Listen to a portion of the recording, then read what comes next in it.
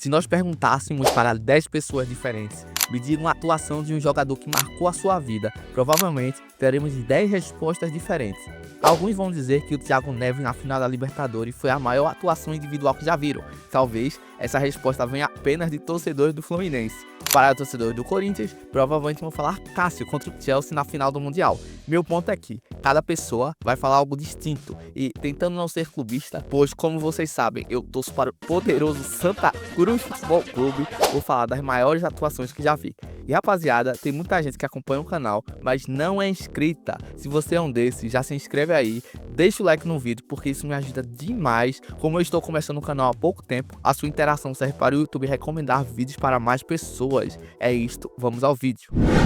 Tadic versus Real Madrid na UEFA Champions League. No dia 5 de março de 19, o Santiago Bernabéu foi palco de uma das maiores noites da história recente da Champions. O Real Madrid, tricampeão europeu consecutivo, entrava em campo contra o Ajax, com a vantagem de 2-1, construída no jogo de ida. Para muitos, era só mais um jogo e o Madrid já estava classificado. Porém, o Ajax tinha outros planos e parecia não estar disposto a cumprir o roteiro que todos esperavam. O time holandês, eu lembro, era muito jovem. Nós tínhamos Van de Beek, De Jong, De Ligt, David Neres e vários outros jogadores que evoluíram muito ao longo do tempo, mas que estavam começando naquela temporada. Logo nos primeiros minutos, o Ajax mostrou que não tinha viajado para se defender. Ziyech abriu o placar cedo. Pouco depois, David Neres aumentou depois de uma jogada absurda do Tadic, seguido de um passe açucarado que desmontou toda a defesa do Real Madrid. O Bernabéu, acostumado a aplaudir bailes, começava a sentir a estranheza de ver o próprio time ser deitado dentro de campo. No segundo tempo, veio o golpe definitivo. Tadic recebeu na entrada da área, ajeitou o corpo e soltou uma bomba no ângulo de Courtois. Um gol de craque, que não só ampliava um massacre no placar, como também selava sua atuação como uma das mais memoráveis da Champions. Asensio até descontou para o Madrid, mas não adiantou de nada. Logo em seguida, Tchouaméni fez outro golaço naquele jogo e decretou 4-1, que eliminava o então tricampeão europeu. A atuação de Tadic foi espetacular, tanto é que o jornal francês L'Équipe, conhecido por dar notas duríssimas, lhe concedeu um 10 de 10, algo raríssimo, e em campo seus números refletiam a perfeição. Um gol, 2 assistências, 92% de acerto de passes, 7 chances criadas, isso é absurdo, e vários dribles e jogadas decisivas. Mais do que estatísticas, ele parecia comandar o jogo com uma naturalidade assustadora, ainda mais levando em consideração que era contra o Real Madrid e na casa deles. Aquele jogo para o Ajax foi a consagração de uma geração que, mesmo não chegando à final, inclusive esse foi um dos maiores crimes futebolísticos dos últimos anos, porque aquele Tottenham era extremamente limitado e contou com a atuação absurda de Lucas Moura em um jogo, porém particularmente eu acredito que Ajax e Liverpool seria um jogo espetacular devido à fase dos dois times, mas nem sempre os melhores vão às finais. Aqui vamos para uma extremamente aleatória. Douglas Fredes versus Grêmio, no Brasileirão. Grêmio e Avaí. E eu vou falar, só quem viu esse jogo, só para os amantes de cartola, sabe do que eu estou falando. O Avaí encarou uma das equipes mais fortes da época, recém-coroada campeã da Libertadores e com o Renato Gaúcho no comando, cheio de moral. Para muitos, era 3 pontos fáceis, era tipo o Sport atualmente. Só que ninguém contava com a muralha que se erguia debaixo das traves. O goleiro Douglas Fredes. O Avaí era limitado tecnicamente, sabia disso e jogava em função de se fechar e jogar nos contra-ataques. O plano era simples, resistir, e nesse plano o papel de Douglas foi absolutamente central. Durante os 90 minutos, ele fez várias defesas difíceis. O Grêmio, embalado pela qualidade do seu meio-campo, com Arthur, Ramiro, Luan na boa fase, empilhava finalizações, mas todas batiam na mesma parede, o goleiro do Avaí. Foram pelo menos 8 defesas difíceis ao longo da partida e nada mais nada menos que uma defesa de pênaltis também. E para Douglas foi uma noite de afirmação. As estatísticas não deixam ele mentir. Ele dominou aquele Brasileirão, sendo nada mais nada menos que o goleiro com maior número de defesas. Foram 115 no total. E nós temos um adendo aqui. Eu tenho uma teoria de que geralmente os times mais limitados costumam destacar mais seus goleiros, pois como eles jogam mais se defendendo, mais no contra-ataque, não propondo o jogo, os goleiros tendem a se destacar. Vimos isso com o Douglas Fredes e nós vemos isso atualmente também com o Tadeu, que joga naquela barca do Goiás, mas mesmo assim consegue se destacar muito. Eu realmente não sei como ele ainda está lá. Neymar versus Argentina, final da Copa América de 2021. A noite de 10 de julho de 21 tinha todos os ingredientes para ser histórica. Brasil e Argentina, os dois maiores rivais do continente e talvez do mundo, se enfrentavam na final de Copa América em pleno Maracanã. De um lado, Neymar carregava o peso de ser a referência técnica da seleção, o cara que deveria liderar um time marcado pela disciplina defensiva e pela eficiência de Tite. Do outro lado, Lionel Messi vinha em busca de seu primeiro título com a camisa da Argentina, tentando acabar com uma sombra que o perseguia há anos. Era muito mais que um jogo, era uma narrativa pura, rivalidade, era o destino. O Brasil entrou em campo com sua típica postura de Tite, sólido, compacto, confiante e decidido na qualidade individual dos jogadores. Só que a Argentina não se intimidou. Desde o início, jogou com intensidade, mordendo na marcação, aproveitando cada espaço que aparecia. O gol saiu ainda no primeiro tempo, num erro bizarro de Renan Lodge que deixou Di Maria livre. O argentino não desperdiçou e, com um toque sutil para cima de Ederson, fez 1-0. O silêncio pesado no Maracanã mostrava que a noite não seria fácil para Neymar e companhia. A partir daí, o jogo virou uma batalha. Era Neymar contra 10 jogadores. Ele foi caçado em campo, recebeu faltas duras, divididas fortes e parecia jogar com uma marcação tripla sobre ele.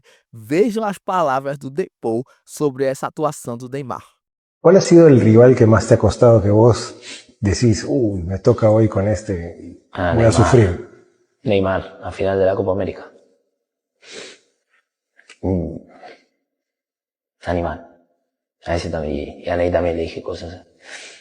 Y no, en el segundo tiempo en una jugada le digo, la verdad, loco, que sos un fenómeno, porque no es solo como jugar, ¿no? Sino también mentalmente, no, nadie te corre de tu eje, o sea, sabes lo que tenés que hacer.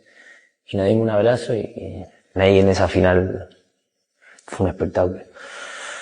Creo que estoy pensando, pero sí, Ney foi o mais difícil. Mesmo assim, ele não se escondeu. Ele buscou o jogo o tempo todo, voltava para o meio, puxava contra-ataques, arriscava dribles, foram 67 toques na bola, 9 passes-chave, 5 dribles completos e um esforço visível para tentar carregar aquele monte de animal nas costas.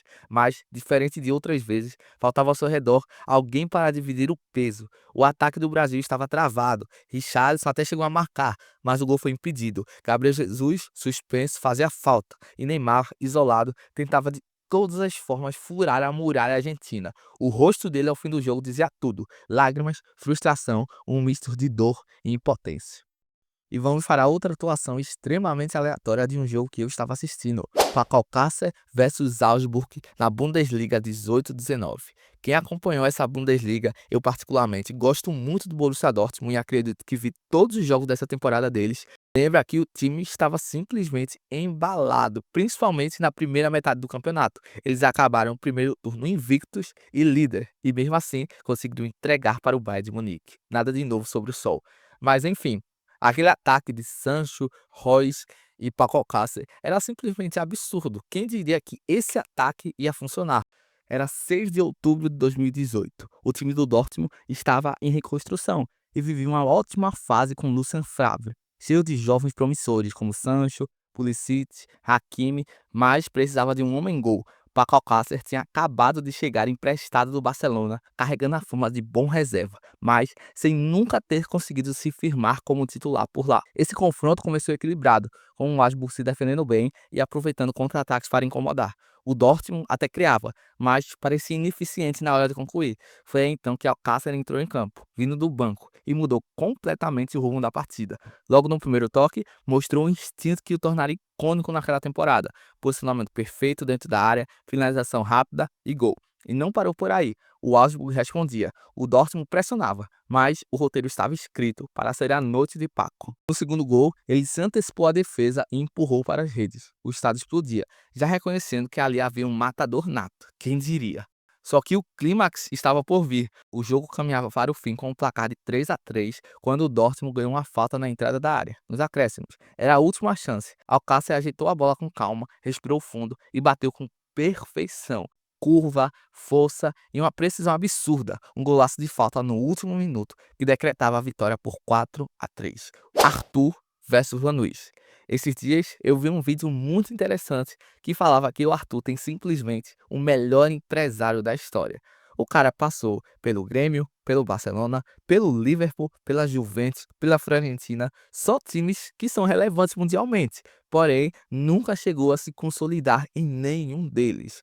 Mas eu vou dizer uma coisa, quem viu o Arthur no começo da sua carreira sabe que as expectativas eram muito justas. O cara jogava muito. Inclusive, em 2017, eu fui ver Sport e Grêmio só para ver o Arthur pessoalmente, aqui em Recife. E o cara simplesmente jogava com uma facilidade absurda.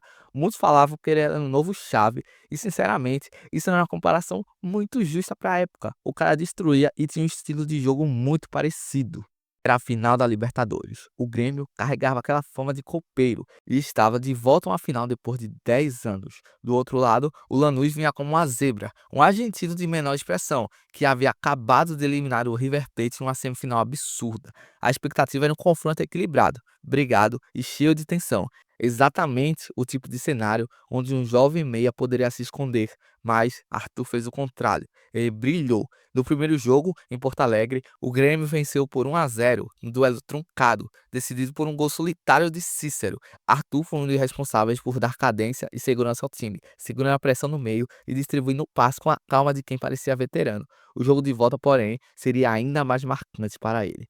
Em 29 de novembro, em Buenos Aires, o estádio La Fortaleza pulsava com a esperança do Lanús, mas o Grêmio entrou como se fosse dono de casa. Arthur, novamente titular, fez um primeiro tempo absurdo. Ele ditava o ritmo da equipe, sua movimentação inteligente, sempre se oferecendo como opção, parecia onipresente, estava em todos os lugares, iniciava jogadas, quebrava linhas com passes verticais e, ao mesmo tempo, ajudava na recomposição defensiva. Foi dele, inclusive, o passe que iniciou a jogada do primeiro gol, marcado por Fernandinho.